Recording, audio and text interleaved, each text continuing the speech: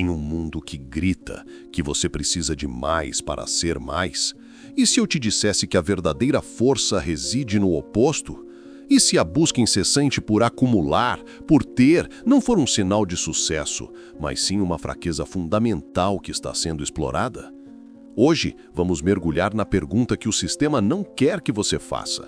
Acumular é fraqueza?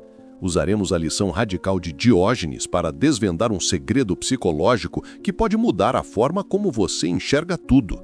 Se você já se sentiu preso nessa corrida sem fim, ou se uma parte de você suspeita que há algo profundamente errado com essa lógica do consumo, inscreva-se e ative as notificações. O que vamos revelar hoje pode ser a chave para a sua libertação. Vamos começar com um fato desconfortável, validado pela psicologia moderna. A felicidade que você busca em cada nova compra é uma ilusão. Este fenômeno tem um nome: adaptação hedônica, ou a esteira hedônica. Pesquisas de psicólogos como Sonja Lyubomirsky demonstram que, após um pico inicial de euforia por uma nova aquisição, seja um celular, um carro ou uma casa, nosso nível de felicidade invariavelmente retorna ao seu ponto de partida. O cérebro humano é uma máquina de adaptação. O luxo de ontem se torna a necessidade de hoje, e assim a esteira continua, sempre exigindo mais velocidade, mais esforço, apenas para nos manter no mesmo lugar emocional. Este não é um defeito de caráter, é uma característica da nossa programação psicológica. Observamos esse padrão comportamental em toda a nossa sociedade. A Black Friday, o marketing de influência, a obsolescência programada, são todos sistemas projetados para explorar essa falha em nosso hardware mental. Eles criam um ciclo de desejo, aquisição momentânea de prazer, adaptação e, finalmente, um novo desejo, ainda mais intenso. Diógenes, o filósofo cínico que vivia em um barril, viu essa armadilha há mais de 2000 anos. Ele não estava apenas protestando contra a riqueza, ele estava realizando um profundo experimento psicológico em si mesmo, testando os limites da necessidade humana contra os caprichos do desejo fabricado. Ao possuir apenas o que era estritamente essencial, ele se libertou da esteira hedônica antes mesmo que ela tivesse um nome. Mas por que exatamente somos tão vulneráveis a essa armadilha? Qual é o mecanismo neurológico e emocional que nos prende a esse ciclo, mesmo quando a lógica nos diz que ele é insustentável e insatisfatório? A resposta está em camadas profundas da nossa mente, muito mais antigas do que qualquer shopping center.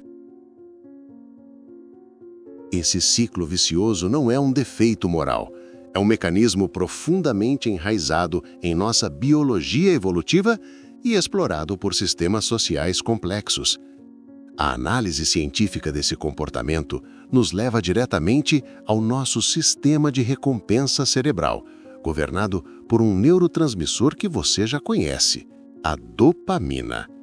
Contrariando o senso comum, a dopamina não é o neurotransmissor do prazer, mas sim da antecipação e da motivação. A maior liberação de dopamina não ocorre quando você finalmente obtém o objeto de desejo, mas sim durante a busca por ele. É o ato de navegar em uma loja online, de adicionar itens ao carrinho, de rastrear a entrega. É a caça, não a captura, que vicia o cérebro. O sistema de consumo moderno é um hacker genial desse circuito, mantendo-nos em um estado perpétuo de antecipação, sempre buscando o próximo hit de dopamina. Mas há uma camada ainda mais sombria e profunda. A teoria do gerenciamento do terror, desenvolvida por psicólogos sociais, postula que grande parte do comportamento humano é uma tentativa de mitigar a ansiedade existencial causada pela consciência da nossa própria mortalidade. Nesse contexto, a acumulação de bens, riqueza e status se torna um projeto de imortalidade simbólica. Nossos pertences se tornam uma extensão do nosso ego, uma prova tangível de que nossa vida importou, de que deixamos uma marca. Acumular, então, não é apenas sobre prazer, é sobre afastar o medo da aniquilação, do esquecimento. Diógenes, ao viver com o mínimo, confrontava a morte e a insignificância de frente todos os dias.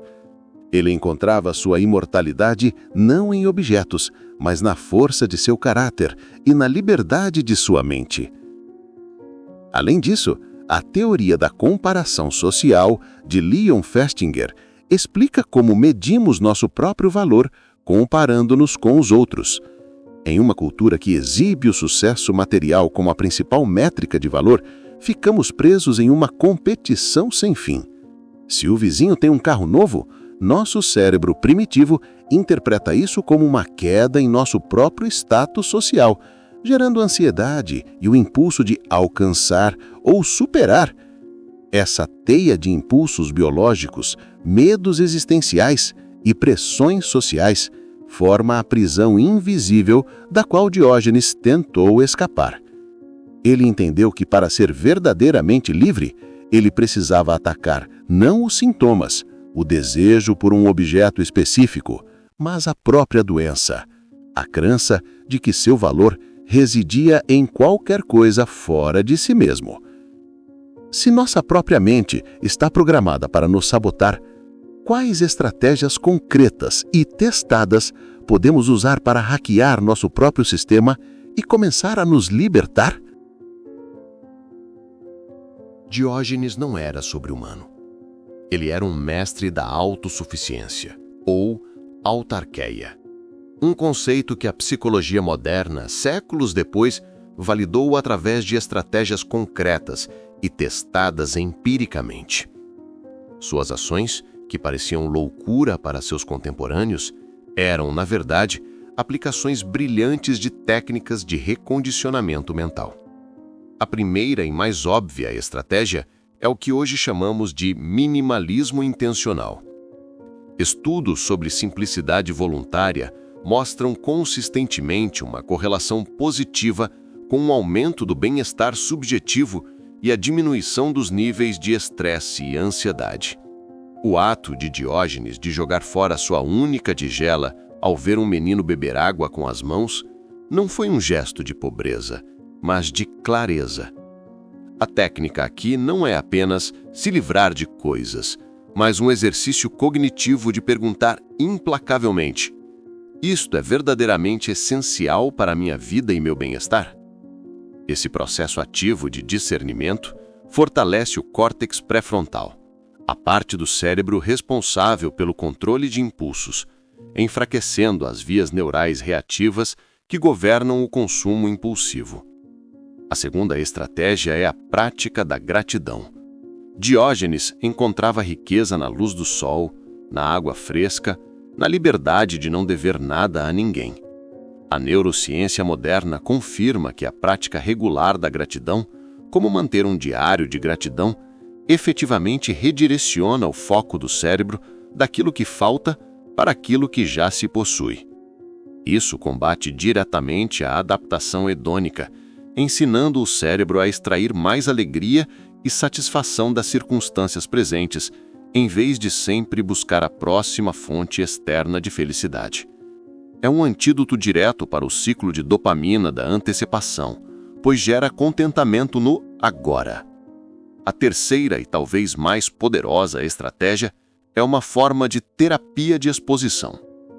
Diógenes deliberadamente se expunha ao desconforto.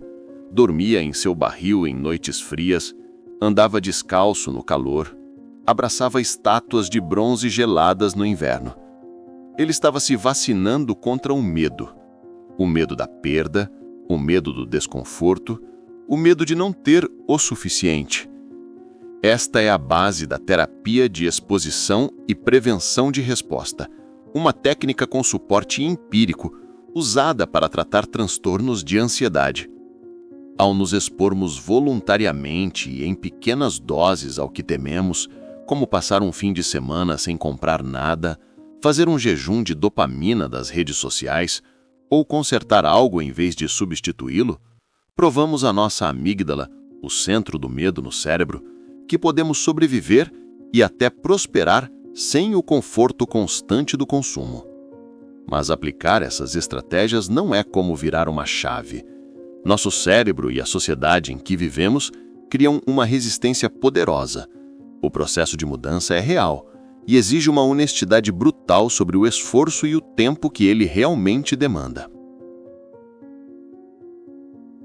A honestidade brutal é esta. Desaprender décadas de condicionamento social e biológico não acontece da noite para o dia.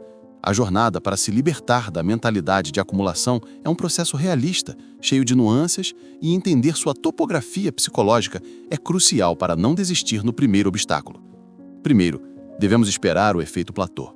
No início, a empolgação de um novo propósito, como o minimalismo, pode gerar resultados rápidos e visíveis. Você se desfaz de itens, sente um alívio imediato e um senso de controle. No entanto, inevitavelmente você atingirá um platô, um ponto onde o progresso parece estagnar. Este é um momento crítico. Psicologicamente, é quando o cérebro está consolidando novas vias neurais. A mudança real está acontecendo sobre a superfície, mas não é externamente visível. A tentação de voltar aos velhos hábitos é imensa aqui, porque eles oferecem uma recompensa familiar e imediata. Persistir através do platô, confiando no processo mesmo sem feedback positivo constante, é a marca da verdadeira transformação comportamental.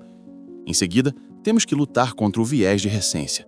Nosso cérebro dá um peso desproporcional às experiências mais recentes.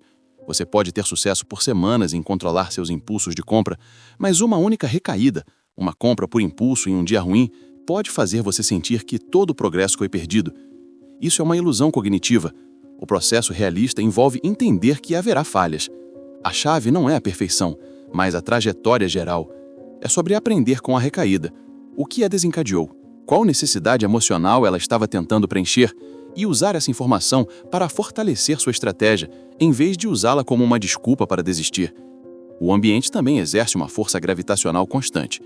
É ingenuidade acreditar que podemos mudar fundamentalmente nosso comportamento sem alterar o contexto que o nutre. Isso significa um processo ativo de curadoria ambiental, deixar de seguir contas que promovem o consumo excessivo, cancelar assinaturas de e-mails promocionais, encontrar amigos e comunidades que valorizem experiências, em vez de posses. É como um alcoólatra em recuperação que para de frequentar bares. Você precisa criar um ambiente que apoie o seu novo eu, não um que constantemente tente puxá-lo de volta para o antigo. E, finalmente, o processo realista envolve confrontar o que a acumulação estava mascarando. Para muitos, os objetos não são apenas objetos. Eles são símbolos de segurança, de identidade, de amor. Deixar ir pode desencadear um sentimento de perda e vazio. A força de Diógenes vinha de um ego que não estava atrelado a nada externo. Construir essa força interior, essa autovalidação, que não depende de posses, é o trabalho mais difícil e demorado de todos. Às vezes, essa jornada revela um vazio que não pode ser preenchido apenas com filosofia ou força de vontade. E reconhecer os limites dessa jornada individual é talvez o maior ato de força que existe. A filosofia de Diógenes é uma ferramenta poderosa, não uma cura para tudo. A fraqueza não está em sentir-se sobrecarregado pela jornada. Está em ignorar os sinais de que precisamos de um tipo diferente de ajuda. E aqui, a ética nos obriga a traçar uma linha clara. Autodesenvolvimento e filosofia são vitais, mas não substituem a ajuda profissional de saúde mental quando ela é necessária. É crucial distinguir entre um descontentamento existencial com o consumismo e um transtorno clínico. O transtorno de acumulação, por exemplo, é uma condição de saúde mental reconhecida, caracterizada por uma dificuldade persistente em descartar ou se separar de posses, independentemente de seu valor real. Isso resulta em um acúmulo que desordena as áreas de convivência e compromete seu uso. Não é uma escolha de estilo de vida. É uma condição que causa angústia significativa e requer intervenção terapêutica, muitas vezes com terapia cognitivo-comportamental. Tentar resolver isso apenas com minimalismo pode ser não apenas ineficaz, mas também prejudicial. Da mesma forma, a compulsão por compras pode ser um sintoma de outras condições subjacentes, como depressão, ansiedade ou transtorno bipolar. O ato de comprar pode servir como um mecanismo de enfrentamento disfuncional, uma tentativa de automedicação para regular emoções difíceis ou preencher um vazio interior profundo. Quando a incapacidade de controlar os gastos leva a consequências financeiras graves, problemas de relacionamento e sentimentos intensos de culpa e vergonha, a lição de Diógenes precisa ser complementada pela orientação de um psicólogo. Os sinais de alerta que indicam a necessidade de buscar ajuda profissional incluem o acúmulo ou as compras, causando conflitos significativos com familiares e amigos, sentir pânico ou ansiedade extrema ao pensar em se desfazer de itens, isolamento social para esconder a extensão do comportamento e continuar o comportamento apesar de um claro prejuízo na sua qualidade de vida. Um terapeuta pode ajudar a identificar as raízes do problema, que podem estar ligadas a traumas passados, crenças nucleares sobre autoestima ou desequilíbrios neuroquímicos. A verdadeira lição de Diógenes, a lição que o sistema não quer que você saiba, não é simplesmente que acumular é fraqueza. É que a verdadeira força reside no autoconhecimento implacável. E o ato mais corajoso de autoconhecimento é admitir quando nossa própria lanterna não é suficiente para iluminar os cantos mais escuros da nossa mente e ter a sabedoria de pedir a alguém, um profissional, para nos ajudar a segurar a luz. Essa é a força que verdadeiramente nos liberta. O canal Abismo Lúcido agradece você por ter chegado até aqui. Agora adicione um seu comentário, deixe o seu like, se inscreva no canal para não perder os próximos vídeos e compartilhe. Alguém pode estar precisando ouvir o que você acabou de escutar.